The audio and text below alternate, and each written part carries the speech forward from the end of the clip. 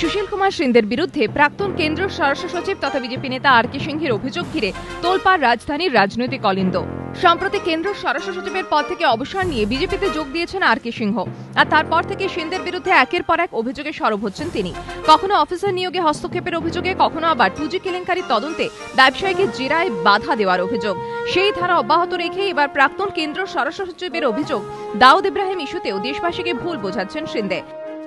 दाऊद इब्राहिम हैं पाकिस्तान के सॉइल पर, वो ISI के संरक्षण में हैं और उनको वहां से गिरफ्तार करके लाने की बात वो FBI की मदद से बेबुनियाद टाइप है, पॉलिटिकली मोटिवेटेड लगता है। সিন্ধের বিরুদ্ধে আর.কে সিংহের এই অভিযোগকে হাতিয়ার করছে বিজেপি।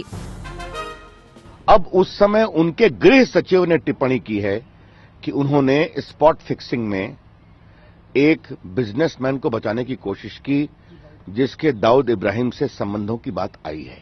भारत का गृह मंत्री देश की सुरक्षा, अपराध और भ्रष्टाचार को लेकर इस तरह के हस्तक्षेप नहीं कर सकता। हम मांग करेंगे इस पूरे मामले की जांच होनी चाहिए। কংগ্রেসের অবশ্য পাল্টা প্রশ্ন, সিন্ধে যদি বেআইনি কিছু করে থাকেন তাহলে এতদিন পর কেন মুখ খুলছেন আর.কে সিংহ? কেন বিজেপিতে যোগ দেওয়ার পরই এই অভিযোগগুলি তুলছেন প্রাক্তন কেন্দ্রীয় স্বরাষ্ট্র সচিব? If Mr. R.K. Singh or anybody else was really so concerned, why did he not put it on record while he was in service? So therefore, after retirement, and that too after joining a political party, to try and shoot from the hip and against somebody under whom you have served, I think for the lack of a better word, is really low.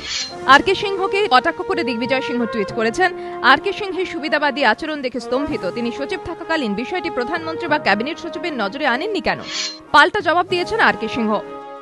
Mister Sinde में और मुझ में differences थे, ये सबको जानकारी थी सरकार में, ये किसी से छुपी हुई नहीं थी। और क्या क्या ये सब जो बिंदु है ट्रांसफर्स के बारे में, चिट्स वगैरह, इसके बारे में प्रिंसिपल सेक्रेटरी प्राइम मिनिस्टर को भी जानकारी थी। तो ये कहना कि जानकारी नहीं थी, ये बोगस बात है। और दिग्विजय जी पहले अपने फैक्ट्स पता कर लें। রাজনৈতিক মহলে মতে লোকসভা ভোটের ঠিক মুখে সিন্ধের বিরুদ্ধে প্রাক্তন স্বরাষ্ট্র সচিবের একের পর এক অভিযোগ অস্বস্তিতে ফেলতে পারে কংগ্রেসকে। উল্টো দিকে আর.কে সিংহের অভিযোগের ভিত্তি নিয়েও এই কারণে প্রশ্ন উঠতে পারে, কারণ কেন অবসর গ্রহণের পরপরই সিন্ধের বিরুদ্ধে অভিযোগ করলেন না তিনি? কেন বিজেপিতে যোগ দেওয়া পর্যন্ত অপেক্ষা করলেন প্রাক্তন স্বরাষ্ট্র সচিব? এবিপি আনন্দ।